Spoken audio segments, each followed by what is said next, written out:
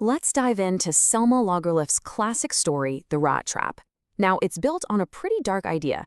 What if the whole world is just one big trap designed to catch us? But it also asks a much more hopeful question. Could a single act of kindness be the key that sets us free? So yeah, that's the big question here, isn't it? Can someone who has completely lost faith in the world, someone who sees nothing but traps and bait, can a person like that really be changed by one single genuine moment of grace? Let's follow our main character and see what happens. So our main guy is this homeless peddler. He gets by making and selling these little wire rat traps. And his life, well, it's been so tough and lonely that he's come up with this really cynical philosophy. He literally sees the entire world as one giant rat trap. All the good things you can think of, riches, joy, even a warm meal, he thinks they're all just bait. And the second you reach out and take it, the trap snaps shut, and you're caught for good. And right away, his whole theory gets put to the test.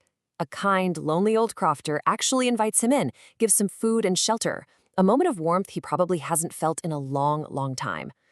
But then the bait appears. The Crofter, proud and trusting, shows him his life savings. The next morning, that cynical part of the peddler just takes over. He betrays that kindness, smashes the window, grabs the money, and runs. He's just proven his own dark theory right. Or so he thinks. 30 kroner. I mean, it's not a fortune, is it? But it's the bait he just can't resist. And for this tiny sum, he convinces himself that everyone's corruptible. And in doing so, he walks right into a trap of his own making. So he takes off into the woods, trying to cover his tracks, but pretty soon, that forest becomes a maze, a prison. He's just walking in circles, completely lost, totally exhausted. And then it hits him. This chilling realization. The forest itself is the rat trap. The 30 kroner was the bait, and he's the rat that just got caught. So he's at rock bottom, about to just give up and collapse. But then he hears it, the thud-thud-thud of a hammer. He stumbles toward the sound and finds an old ironworks. All he wants is to get warm by the furnace. Little does he know this place, this is where his entire view of the world is about to be completely forged anew. The owner of the ironworks spots him huddled by the fire and makes this huge mistake. He looks at this dirty, exhausted stranger and thinks he recognizes an old army buddy, Captain von Stala. I mean, look at the difference here. He thinks he's found a respected old friend, an honorable guest. The reality? It's a homeless thief on the run. But this mix-up leads to a totally unexpected invitation. Come spend Christmas at my house. The peddler, of course, is terrified. He's like, no way am I going to this guy's mansion. I'll be found out for sure. So he refuses. The ironmaster then sends his daughter, Edla, to try and convince him. And this, right here, is the moment everything pivots. Because while her father saw a captain, Edla looks at him and sees something else entirely. You see, her whole approach is just pure compassion. She doesn't see a captain or a tramp. She just sees a human being who is clearly scared. She doesn't order him around or try to flatter him. She just makes him a simple, gentle promise. Come with us, and you can have just one day of peace. One day, and you'll be free to leave whenever you want. And that genuine offer, that's what finally breaks through his cynical shell. He agrees to go. Okay, so the next morning comes and, boom, the illusion is completely shattered. The servants have cleaned the peddler up, given him a shave and a nice suit of clothes, and when he walks into the daylight, the ironmaster sees him clearly for the first time. It's obvious this isn't his old friend.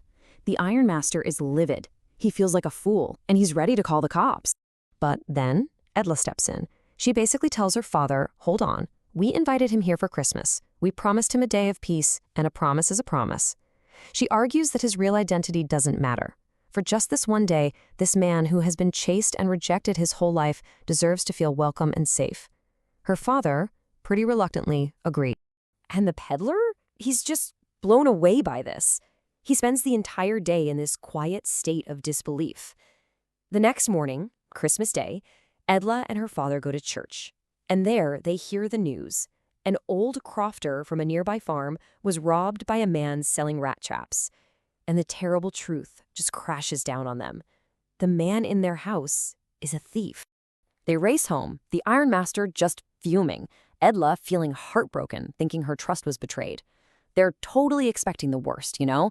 The silver's gone, the house is a mess. But when they get there, the servants tell them that, yes, the man is gone, but he didn't take a single thing with him.